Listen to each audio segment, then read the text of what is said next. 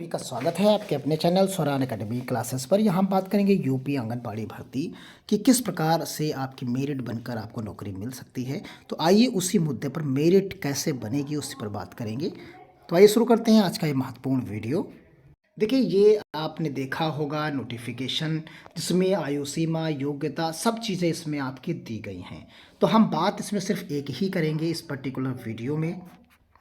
जो कॉलम संख्या 7, क्रम संख्या 7 है, उसी पर हम बात करने वाले हैं, मेरिट सूची तैयार किए जाने की प्रक्रिया पर। तो देखिए, यहाँ पर एक चीज़ आपको ध्यान में रखनी है। कुछ लोगों ने कहा कि क्या क्या केवल, तो यहाँ पर आप देखेंगे कि कुछ लोगों ने का कहना था कि क्या यहाँ पर हाई स्कूल और इंटर की ही जो है मेरिट जुड़ेगी।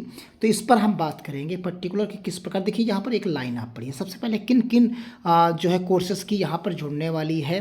तो मेरिट लिस्ट बनाई जाएगी और यहाँ कहा गया है कि मिनिमम योग्यता, देखिए यहाँ न्यूनतम शैक्षिक योग्यता इंटरमीडिएट और या समकक्ष या एवं अधिकतम शैक्षिक योग्यता परास्नातक के आधार पर मेरिट तैयार की जाएगी। यानी कि आप समझिए यहाँ पर कि कक्षा 10, 12 और फिर उसके बाद स्नातक की यानी यूजी और फिर उसके बाद पीजी, यानी इन चारों सेक्शंस की मेरिट जोड़ी जाएगी।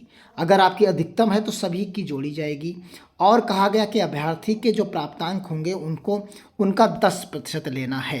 तो यहाँ पर अभ्यर्थी हाई स्कूल में जो है दिया गया है, उसी के आधार पर अब आप मानिए।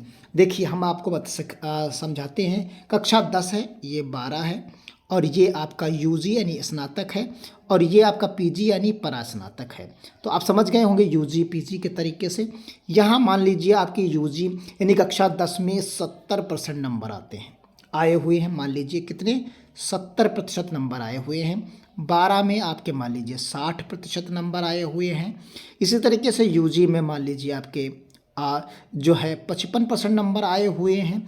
इसी तरीके से पीजी में भी आप मान लीजिए कि आपके 60% नंबर आए हुए हैं। अब इसका कितने कितने अंक जुड़ेंगे, इसके आप देख लीजिए। 70 के 7 अंक होंगे, 60 के 6 अंक होंगे, इसी तरीके से आपके 55 के 5.5 होंगे और इसके 6 होंगे।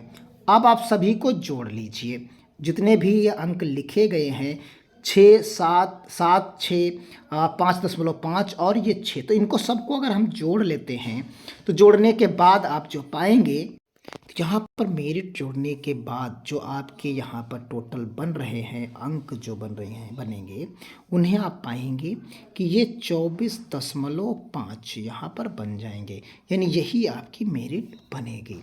तो यानी ये 7 और 6 13, 13 5 18, 18 और 6 24 और ये 0.5, तो यानी जो टोटल आपकी मेरिट बनती है वो 24.5। इसी के आधार पर आपको यहाँ पर नौकरी मिलेगी। यानी कैसे नौकरी मिलेगी, तो यही आपकी मेरिट बनेगी, इसी के हिसाब से आपको नौकरी मिल जाएगी। वही चीज़ यहाँ पर समझाई गई है और यहाँ पर चीज़ें कही गई हैं। अगर दोनों लोगों के अंक समान हो जाएंगे, मान लीजिए अंक समान हो जाते हैं जोड़ने के पास, तो अभ्यर्थी की आयु में वरीयता दी जाएगी। यानी जिसकी आयु ज़्यादा होगी उसे प्रियोरिटी दे दी जाएगी और जिसकी कम होगी उसे नीचे के स्तर में रखा जाएगा। तो ये तरीका होगा। तो मिलते हैं अगली अपडेट के साथ, तब तक के लिए धन्यवाद। जय हिंद, जय भारत।